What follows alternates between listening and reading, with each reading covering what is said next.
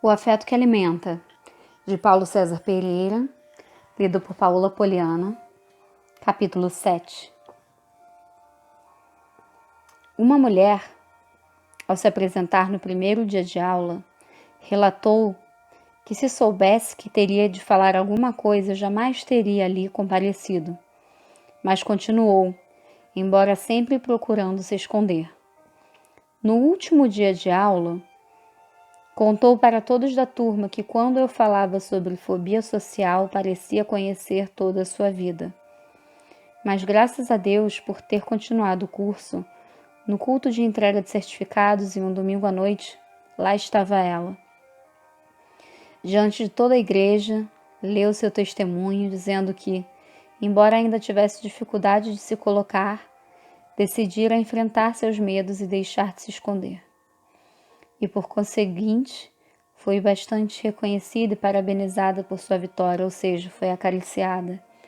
Uma carícia condicional positiva.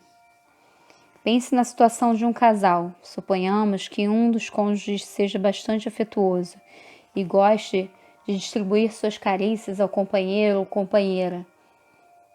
Se quem as recebe for seguidor e praticante dessa lei de economia, expressando suas dificuldades de recebê-las, como deve agir aquele que tem desejo de expressar seu amor através de gestos afetivos?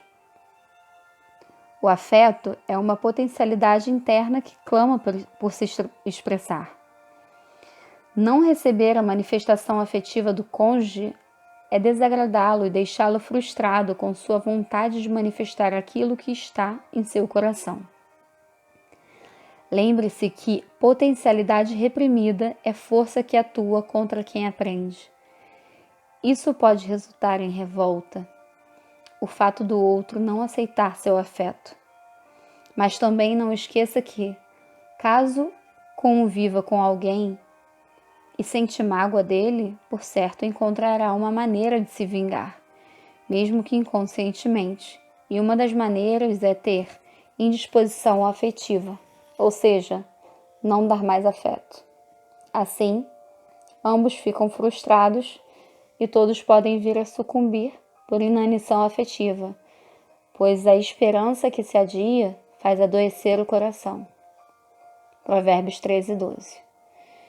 Mas também tenha sempre em sua mente a afirmação de que a alma faminta até o amargo lhe parece doce. Provérbios 27:7.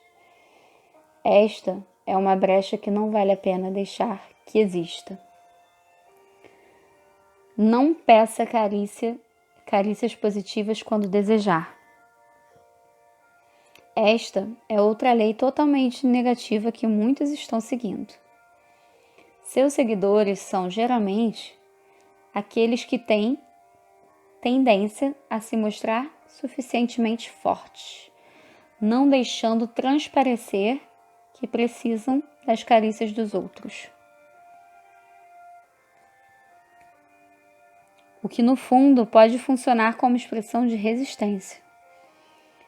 E já que não as recebem, também não as pedem. Mas e se há um forte desejo de receber, de obter? Reprimir o desejo é a melhor opção? Creio sinceramente que não. Pessoas de comportamento salvador dificilmente pedirão carícias, pelo menos não conscientemente, embora desejem. Aliás, é o que mais desejam. No Evangelho de Marcos, um homem conseguiu a cura porque não tinha esta lei internalizada, a de não pedir carícias. Ele chegou-se diante de Jesus, se ajoelhou e pediu a carícia da cura, e disse-lhe: "Se queres, bem podes limpar-me."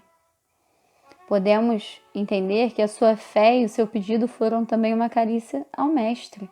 E Jesus, movido de grande compaixão, estendeu a mão e tocou-lhe e disse: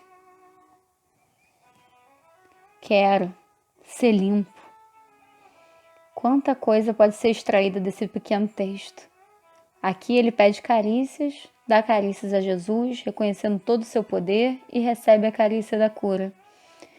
Voltando à parábola do filho pródigo, observe que no versículo 17 de Lucas, capítulo 15, ele faz uma reflexão e decide se humilhar e pedir a carícia do perdão ao Pai, confessando e afirmando ter pecado contra Deus. Pedi e dar-se-vos-á, Mateus 7,7, é uma promessa. E veja que foi realmente o que aconteceu. Caso ele tivesse a resistência de quem faz valer a lei da economia de carícias, provavelmente agiria com orgulho e não pediria ajuda. E talvez acabasse morrendo em seu isolamento e distanciamento da família. E aquele pai não economizou carícias, pois a Bíblia afirma que viu seu pai e moveu-se de íntima compaixão. E correndo lançou-se-lhe ao pescoço e o beijou. Lucas 15, 20.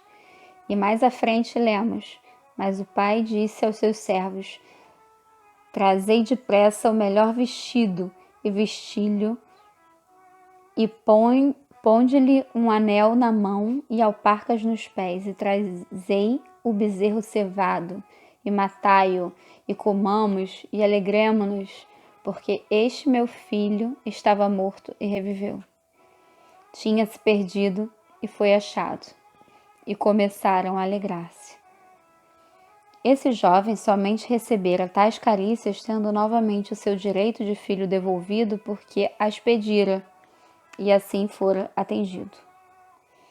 Uma história que me impressionou no Antigo Testamento foi a de Manassés, conforme 2 Reis 21. A Bíblia narra que Manassés começou a reinar em Jerusalém logo após a morte de seu pai, o rei Ezequias, e fez o que parecia mal aos olhos do Senhor. Manassés cometeu muitos pecados, entre eles a idolatria, prática condenada por Deus desde os 10 mandamentos, e umas das que mais o ofendem. No capítulo 24, e versículos 3 e 4, está escrito: e na verdade, conforme o mandado do Senhor, assim sucedeu a Judá, que atirou de diante da sua face por causa dos pecados de Manassés, conforme tudo quanto fizera, como também por causa do sangue inocente que derramou, enchendo a Jerusalém de sangue inocente, e por isso o Senhor não o quis perdoar.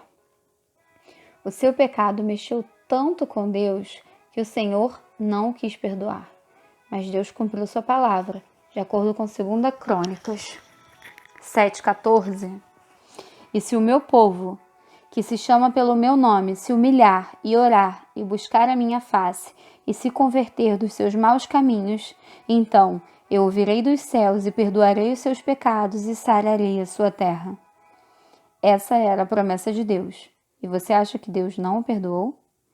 Note que Manassés não seguiu a lei da economia de carícias, pelo contrário, pediu perdão pelos seus pecados, conforme afirma a Bíblia, e ele, angustiado, orou de veras ao Senhor seu Deus e humilhou-se muito perante o Deus de seus pais e lhe fez oração.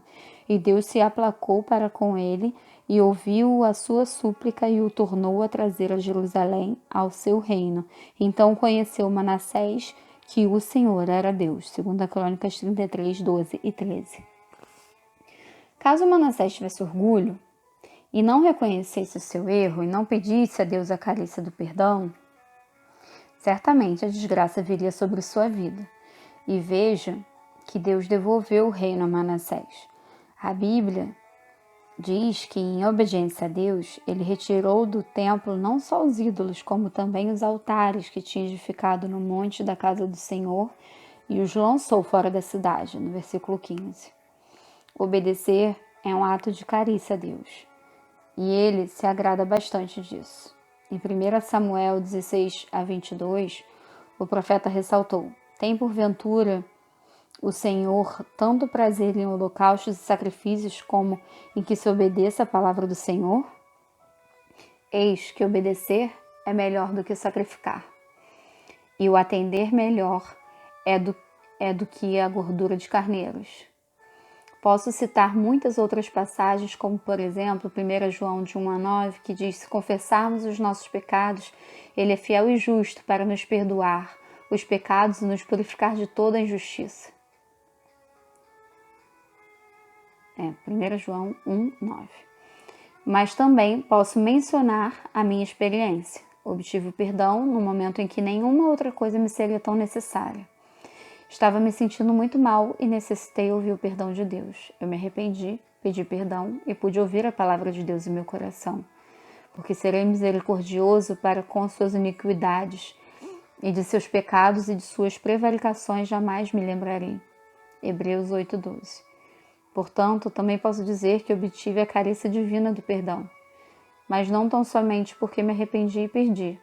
Em Provérbios 28:13 está escrito: aquele que encobre as suas transgressões jamais prosperará, mas o que confessa as confessa e deixa alcançará a misericórdia. Sendo assim, faça suas escolhas, mas segue uma sugestão: peça carícias que deseja.